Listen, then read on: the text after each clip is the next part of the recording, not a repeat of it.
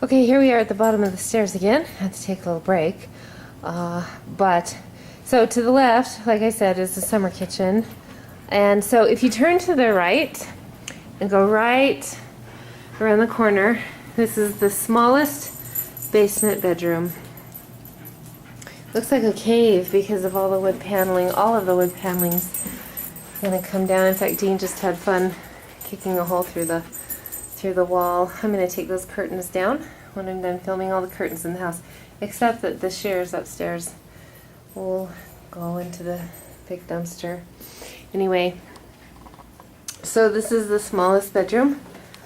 Little tiny closet. That drop right there is ductwork, which, as I think I mentioned before, all the ductwork will be going. I'm going to do radiant floor, heating. Anyway, we were into the nautical. I don't know if it was the era or just the personal preference, but there's another nautical style light fixture. So at the bottom of the stairs, then this is the other side of that support wall hallway. The duct is just painted and goes all the way down this hallway. And I can't wait to get rid of that. So, Kiba is drinking out of the toilet. There you go. Keebs! Kiba! Okay. So this is the basement bathroom. And it's lovely. It's got the two-tone green effect here going on in the sink. And plumbing that comes out of the ceiling and through the top of the room. That'll all go through the joists. Because we had to take all of the ceiling off down here to rework plumbing and wiring. Anyway, this is that tall, empty void area that I was telling you about with the door. There's some more ductwork right there. Yeah, so you open up this little door right here, and that's the laundry chute. Pretty snazzy stuff for 1950. Anyway, cabinetry. I haven't looked in those cabinets yet. I'm always a little bit leery about opening things because, you know, spiders. Although Dean did bug bomb the place while I was in Tennessee. And so we find dead spiders everywhere now. I'm glad and happy to find dead spiders as opposed to live ones. So this is the shower. The shower head is disconnected. There's a problem with that. I don't know what that is. We'll put a tub and shower combo down here. Standard bath, and here's the commode. The toilets look really bad, like they're dirty, but actually because we're fed off of well water and some of the piping is old galvanized piping, we get a lot of rust and mineral in our water. We'll be putting a water softener in. I told Dean that's the one thing I can't live without when we move in is a water softener.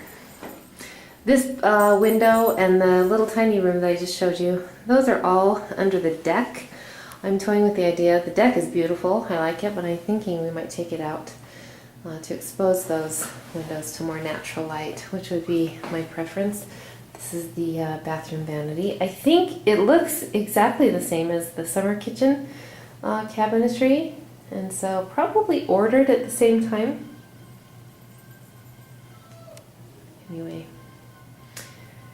there you go. This is the bathroom. Let's go back into the hallway and go down to the next bedroom. The carpet's lovely, isn't it?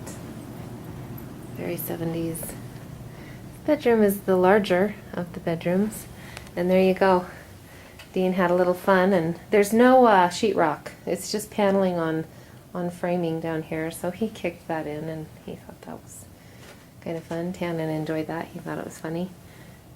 Anyway, there's the ductwork drops, and so that window actually is next to the deck, so it's not under the deck. It has more natural light in this room. All these windows, of course, will be replaced. Anyway, the closet, yeah. I'm going to fill that dumpster with paneling, I'm sure.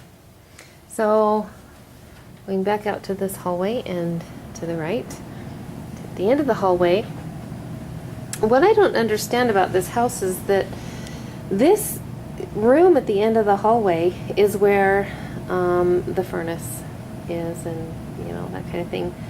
it's the biggest room and it has 2 windows. I don't understand why they would have configured the house like this. It seems to me like they would have used the smaller room for all of this, but I guess storage was more important, and this room does have a lot of storage. They've got vents in this, I don't know why that is, maybe ventilation because of the furnace. They were worried about that, but there's just actually louvers. A hole cut in this door and they inset some louvers. So I'm assuming they did it because, I don't know, when the older furnace was in here. But the thing that's really, there's a lot of spiders in here and spider webs. Oh, and I just don't do that well. But there's this little wall built out of paneling and there's a cutout right there. You reach in that cutout to turn on the light switch to get the lights on in this room. I will not do that. Will not do that because you never know when there's an 8-legged, beast lurking somewhere. Anyway, so you go in this room. I think this furnace is oversized for the house. It's ridiculously huge. But we won't be needing that. What's cool is the masonry for the fireplace and the chimney is right behind the furnace. I'm not sure how to work this camera really well, so I don't know if you can see it. I don't know how to compensate for lighting. Anyway, but there's a lot of storage shelves in here. Those are all getting torn out and thrown in the dumpster. They're old, old, old. So see, there's 2 windows. There's one right there that's on the north back side of the house. No, excuse me, the east back side. And then this one, which is covered with that. Maybe it's contact paper, I don't know. It's just pinned up there with push pins, but another window. And everything is open. All the joists are exposed in here. So, yeah, this is something that I can do. I can do all the I can take all of these out and get them into the trailer. That's not a big deal. Dean does the heavy work, and this is the kind of thing that I can do. Anyway, but this we're actually going to, since we won't have the furnace, we're going to move the gas lines over to that little tiny room, or all of that stuff over to the opposite end. And this will be a nice big basement bedroom when we're done. Check this baby out. I'm a little concerned because that, to me, well, a couple weeks ago it looked more like a funnel web. There it is. Anyway, oh, it's just awful. We're going to take and pressure wash the entire outside of the house and, oh, look at that. Yep, that's a new one. I hadn't seen that one before, probably because the bug bomb killed it. Anyway, there's the clean out for the fireplace right there. That's cool stuff. Anyway, so this is Fruitland Drive. Let me take you out on the back deck, which I love. Behind the house we have, well, the entire lot is about 1.4 acres, almost 1.5 acres. So we have a lot of backyard. It's wonderful. There's a hill back there that the Chadwick's grandchildren would sled down in the winter and slip and slide down in the summer. I can't wait to have grandbabies out there playing year round. So that's the house, and now we'll go outside and look at the deck and some of the backyard. Okay, it just occurred to me that the lights were off last time I took you through. So I'm going to do a quick walk through upstairs. This is that little sitting room dining area that used to be a bedroom until they remodeled in, like I said, the late 70s or early 80s. And the kitchen, the hallway. I don't think I had the lights on, so I don't know how well I did. Anyway, that, still, I think Chelsea wants to take that and do something fun with it. There you go. Okay, let's go out here through the sliding glass door. Okay, girls, you have to stay. Al, Keeps, you stay. Stay. Okay, so this is the back deck, and I love it because it's 2 levels. This is the main level right out the door. That goes down, side entrance to the garage. And then there's a second level, and then you step down to the actual backyard. It's got a cute little swing hanging from that crabapple tree right there up on a second deck. So cute. That'll definitely stay. We've got this huge bank of juniper bushes out here. They're covered in snow right now. Those are all going to be pulled out because I'm sure that there are vermin. I know that there are mice living under there and lots of spiders. This is an overgrown, I don't know how old this is, but it's huge. It's an overgrown burning bush, euonymus. And we're going to take that out. I'm going to put in a big, beautiful, well, a lovely Japanese maple. I can't wait to do that. It'll look pretty. Big, giant cedar trees up there. And this pretty little, well, it's not little, but it's a crabapple right here. And our grand, beautiful grand oak tree that will have a tree house in it in a few years for Copeland and Ellie and any cousins that we may add to the family for them. Anyway, so this is the first part of the backyard. If you walk up under the oak tree, there's a bank of junipers back there, which is essentially just a green wall dividing this part of the yard from the back. There's a couple of old buildings. I'd go up there, except that it's really snowy, and I don't have snowshoes on. But there's an old shed. Well, I'll walk up there. Okay, behind that juniper green wall are these lovely, beautiful, beautiful conifers. I love them. They're so pretty, and they seem pretty healthy. A lot of the conifers here, I don't know if they're old or if they got disease, but we've got to cut some cedars down. But cedars make good firewood for the fireplace. And look at this apple tree. I don't know what kind they are. They look like Jonathan's. I don't know if I could be that lucky. But Copeland and Ellie were here last weekend when I was in Tennessee before it snowed, and they were picking apples off the tree and eating them. So, and this is our view of the mountains. Look how frosted those trees are. They're just perfectly flocked. It's beautiful.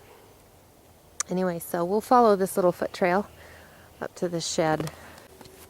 So this is the lower shed. It looks like a tiny little barn. And I think he probably kept yard tools and things like that in here. There's a shelf in there that suggests he may have used it as a potting shed. I doubt it because he had access to all of the facilities up at the university. Anyway, these junipers right next to it, those are going to go. I've thought about keeping this maybe and using it as my chicken house, but I don't know, it's in pretty bad shape. So let's go up to the little corral barn. Okay, there's a big giant dead tree that needs to be cut right there.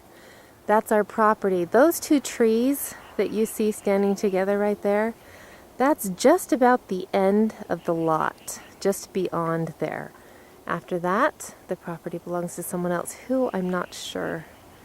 Anyway, this is a big open area. And this is where the grandchildren will do their sledding.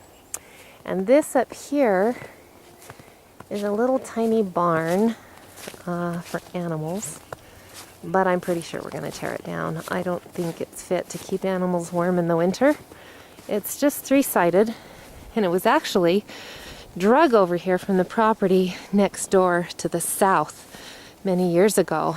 And it's interesting, the people that lived next door to the south used to own a traveling petting zoo. And they folded and lost the house, and then Mr. Chadwick drugged these buildings from their property over to here, and it looks like he just used them for wood storage and that kind of a thing. Anyway, and that's about it. We're going to use this video, we're going to document all of the hundreds of projects we have to do here and the progress that we make, and I'm so excited about that. And this is going to be an adventure.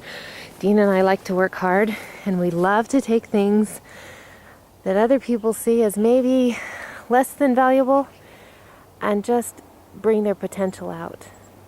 And we're excited about doing that. And my goodness, see that evergreen right there? I just noticed it for the first time. And that would make a lovely Christmas tree, wouldn't it? It's kind of tall though. Anyway, that's it for now.